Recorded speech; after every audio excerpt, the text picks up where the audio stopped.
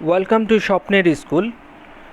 Job solution থেকে ৬,০০০ প্রশ্নের আজকের প্রথম পর্ব। চর্যাপদের মোট কবিতা ৫১টি, মোট পদকর্তা ২৪ জন। উদ্ধারকৃত পদের সংখ্যা ৪৬৫টি। যে ৪টি পদ পাওয়া যায়নি সেগুলো হলো ২৩, ২৪, ২৫ এবং ৪৮। ২৩ নং পদটি খণ্ডিত আকারে পাওয়া গেছে। প্রথম ৬ লাইন পাওয়া গেছে, পরের ৪ লাইন পাওয়া যায়নি। চর্যাপদের টিকার ব্যাখ্যা করে বা টিকা আকারে চর্যাপদকে ব্যাখ্যা করে মুনি দত্ত। এজন্যই চর্যাপদের টিকাকার বলা হয় মুনি দত্তকে। ১৯৩৮ সালে ডক্টর প্রবোধচন্দ্র বাগচি আবিষ্কার করে এই টিকা। ১১ নং পদটি মুনি দত্ত কর্তৃক ব্যাখ্যা করা হয়নি। চর্যাপদের কথা প্রথম প্রকাশ করে রাজা রাজেন্দ্রলাল মিত্র সংস্কৃত বুদ্ধিস্ট লিটারেচার ইন নেপাল গ্রন্থে ১৮৮২ সালে। ডক্টর সুনীতি কুমার চট্টোপাধ্যায় চর্যাপদের ভাষা নিয়ে তার the origin and development of Bengali language এই গ্রন্থে আলোচনা করে, সেটি ১৯২৬ সালে। চর্যাপদের ধর্ম নিয়ে আলোচনা করে ডক্টর মোহাম্মদ শহীদুল্লাহ ১৯২৭ সালে। ১৯৪৬ সালে ডক্টর শশীভূষণ দাশগুপ্ত চর্যাগীতির অন্তর্নিহিত তত্ত্বের ব্যাখ্যা করে। চর্যাপদে মোট ৬টি প্রবাদ বাক্য রয়েছে। চর্যাপদের রচনাকাল হচ্ছে ৯৫০ সাল থেকে ১২০০ সাল পর্যন্ত। চর্যাপদের তিব্বতী অনুবাদ প্রকাশ করে ডক্টর প্রবোধচন্দ্র বাগচি ১৯৩৮ সালে। চর্যাপদ হল পাল যুগের নিদর্শন। চর্যাপদে পূর্ব ভারতের মানুষের জীবনচিত্র প্রাধান্য পেয়েছে। কান্নপা ১৩টি পদ রচনা করে, যাকে বলা হয় সবথেকে বেশি পদ রচনাকারী। বুসুকুপা ৮টি পদ রচনা করেছে, সরহপা ৪টি। ২৪ নং যেই পদটি পাওয়া যায়নি সেটি হচ্ছে কান্নপার রচিত। ২৫ নং যেই পদটি পাওয়া যায়নি তা হচ্ছে তন্ত্রীপার। ৪৮ নং যে পদটি পাওয়া যায়নি তা হচ্ছে কুক্কুরিপার। ২৩ নং যে পদটি খণ্ডিত আকারে পাওয়া গেছে সেটি হচ্ছে বুসুকুপার। ৩৪ এই শব্দটার অর্থ হচ্ছে চারদিক।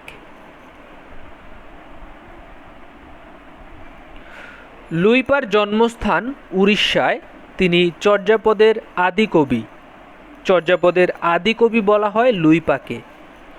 বুসুকুপা এর প্রকৃত নাম হচ্ছে শান্তিদেব। তিনি মহারাষ্ট্রের রাজপুত্র ছিলেন। কুক্কুরিপা তিব্বতী অঞ্চলের লোক ছিলেন, তিনি মহিলা কবি ছিলেন। কুক্কুরিপা। সব্রপার একটি পদে নরনারীর অপূর্ব প্রেমের চিত্র ফুটে উঠেছে। বুসুকুপা নিজেকে বাঙালি কবি বলে দাবি করেছিলেন। আপনা মাংসে হরিণা বৈরী। আপনা মাংসে হরিণা বৈরী। বৈরী আমরা জানি যে শত্রুতা, হরিণ নিজেই নিজের শত্রু, এটি হচ্ছে এর অর্থ। সব্রপা ভাগীরথী নদীর তীরে বাস করতেন। ডেন্টন পা পেশায় একজন তাঁতি ছিলেন। লুইপার সংস্কৃত গ্রন্থ হচ্ছে 5টি। ১ নম্বরে যেটা ছিল সেটি হচ্ছে অভিসময় বিবঙ্গ। ২ নম্বরে ছিল বজ্রসত্য সাধন। ৩ নম্বরে ছিল বুদ্ধোদয়। ৪ নম্বরে ছিল ভগবদা বসার। ৫ নম্বরে ছিল তত্ত্ব স্বভাব। সব্রপা গুরু ছিলেন লুইপার। সব্রপার গুরু নাগার্জুন। কান্নপা গুরু ছিলেন ধর্মপার। ৪৯ নং পদে পদ্মা খালের নাম আছে, বাঙ্গালদেশ এবং বস্ত্রলীর কমা আছে। সব্রপা সংস্কৃত এবং অপভ্রংশ মিলে 16টি গ্রন্থ লিখেছে। ডম্বিপা ত্রিপুরা রাজ্যের রাজা ছিলেন। ১৪ নং যেই পদটি এটি ডম্বিপা লিখেছেন। বাংলা সাহিত্যের কথা, এটি একটি গুরুত্বপূর্ণ সাহিত্য রচনা। এটি লিখেছেন ডক্টর মোহাম্মদ শহীদুল্লাহ 1963 সালে। ডক্টর মোহাম্মদ শহীদুল্লাহর মতে প্রাচীনতম চর্যাকার হচ্ছে সব্রপা। লারিডম্বি কোনো পদ পাওয়া যায়নি, লারিডম্বির কোনো পদ পাওয়া যায়নি। সহজিয়া এর অর্থ হলো সহজ যানপন্থী। অষ্টম শতাব্দীতে ব্রাহ্মী লিপি থেকে পশ্চিম লিপি, পূর্ব লিপি এবং মধ্য ভারতীয় লিপির শাখা সৃষ্টি হয়। খরোষ্ঠী লিপি ডান দিক দিয়ে লেখা হয়। বাংলা লিপির গঠন কাজ শুরু হয় সেন যুগে আর শেষ হয় পাঠান যুগে। উপমহাদেশের প্রথম ছাপাখানা প্রতিষ্ঠিত হয় 1498 সালে গোয়ায়, ভারতের গোয়ায়। 1778 সালে হুগলিতে প্রথম বাংলা ছাপাখানা প্রতিষ্ঠিত হয়। প্রতিষ্ঠাতা হচ্ছে চার্লস উইকিন্স। বাংলা অক্ষর খোদাই করেন পঞ্চানন কর্মকার। এই প্রশ্নটি অনেকবারই এসেছে যে বাংলার যে অক্ষরগুলো আছে সেগুলো প্রথম খোদাই করেছেন পঞ্চানন কর্মকার। শ্রীরামপুর মিশন ছাপাখানা 1800 সালে প্রতিষ্ঠিত হয়। বাংলাদেশের প্রথম ছাপাখানা প্রতিষ্ঠিত হয় রংপুরে, যেটা হচ্ছে 1847 সালে রংপুর বার্তাবহ নামে পরিচিত। ঢাকায় প্রথম ছাপাখানা হয় 1860 সালে, যার নাম হচ্ছে বাংলা প্রেস। এখান থেকে প্রথম প্রকাশিত গ্রন্থ হচ্ছে নীল দর্পণ। বাংলা মুদ্রণ অক্ষরের জনক চার্লস উইকিন্স। বাংলা মুদ্রণ যন্ত্র আবিষ্কার হয় 1800 সালে শ্রীরামপুর মিশন থেকে। অন্ধকার যুগের যেই প্রশ্নগুলো এখানে আছে, বাংলা সাহিত্যের অন্ধকার যুগ হচ্ছে 1201 থেকে 1350 সাল, যেটি হচ্ছে তুর্কি যুগ ছিল। এই 150 বছর সময়ে আপনার খুব ভালো কোনো সাহিত্যকর্ম পাওয়া যায়নি। আমরা কথায় কথায় বলে থাকি যে মগের মুল্লুক, এর অর্থ হচ্ছে অরাজক দেশ। তুর্কি নাচন, তুর্কি নাচন অর্থ হচ্ছে নাজেহাল অবস্থা। রামাই পণ্ডিত রচিত হচ্ছে শূন্য পুরাণ। বিশ্বকোষ প্রণেতা নগেন্দ্রনাথ বসু সংগ্রহ করে বাংলা 1314 সালে বঙ্গীয় সাহিত্য পরিষদ থেকে প্রকাশ করে। শূন্য পুরাণে 51টি অধ্যায় ছিল। এই শূন্য পুরাণের রচয়িতা হচ্ছে রামাই পণ্ডিত। গদ্য ও পদ্য মিশ্রিত কাব্যকে চম্পু কাব্য বলা হয়। শূন্য পুরাণ একটি চম্পু কাব্য, যার অধ্যায় ছিল 51টি। রচয়িতা রামাই পণ্ডিত। শেখ শুভোদয়া গ্রন্থকে ডক সংস্কৃত বলেছেন ডক্টর সুনীত কুমার চট্টোপাধ্যায়। এই গ্রন্থে মোট 25টি অধ্যায় ছিল। মধ্যযুগে বাংলা ভাষার প্রথম কাব্যগ্রন্থ হচ্ছে শ্রীকৃষ্ণ কীর্তন। এটি বাংলায় কোনো লেখকের একক কাব্যগ্রন্থ। এটি রচনা করেছেন বরুচণ্ডী দাস।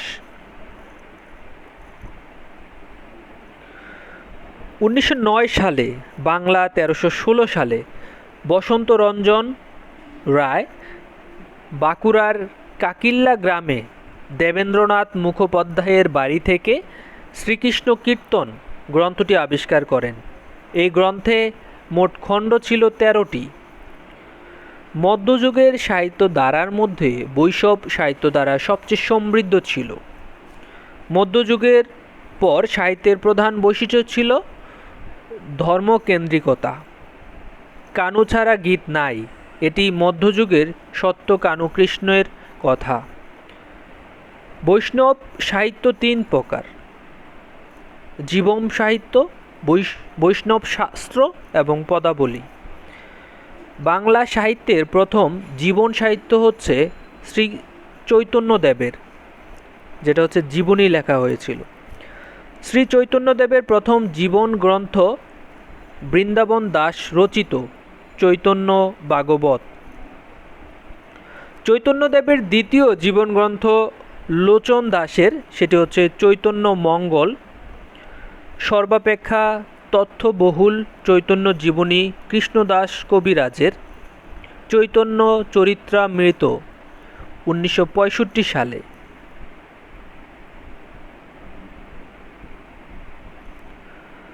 কর্চা বলতে বোঝায় দিনলিপি বা ডায়েরি। একটানা নির্দিষ্ট স্তরে একটি পদ গান করলে তাকে দুয়া বলে। গৌরলীলার পদকে গৌরচন্দ্রিকা বলে।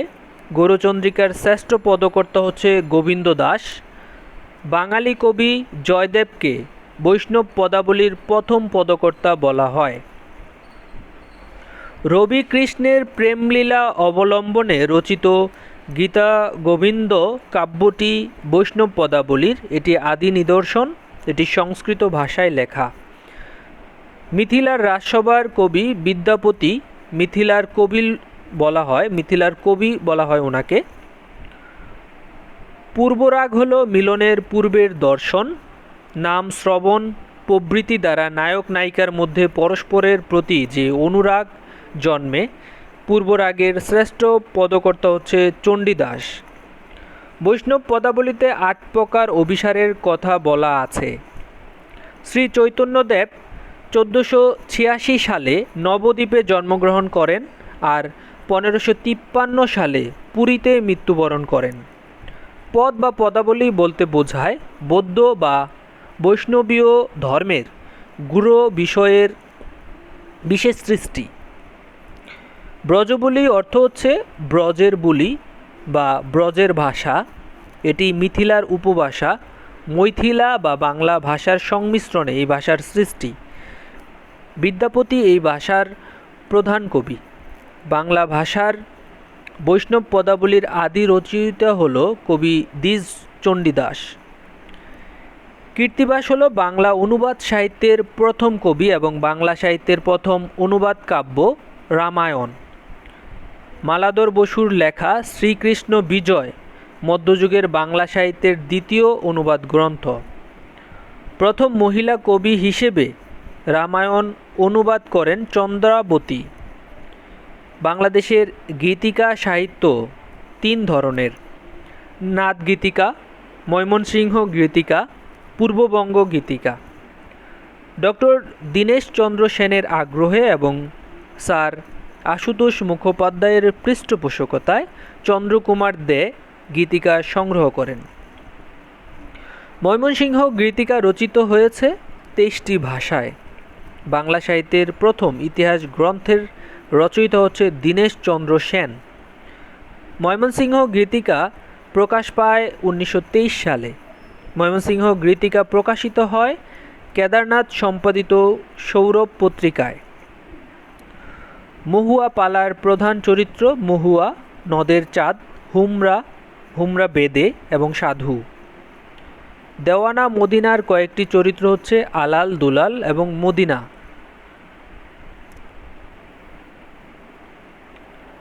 দ্বিতীয় পর্বের জন্য অবশ্যই আমাদের চ্যানেলের সাথেই থাকুন। স্বপ্নের স্কুলেরকে অবশ্যই সাপোর্ট করুন। ভালো লাগলে অবশ্যই চ্যানেল সাবস্ক্রাইব করবেন, না লাগলে একদমই দরকার নেই।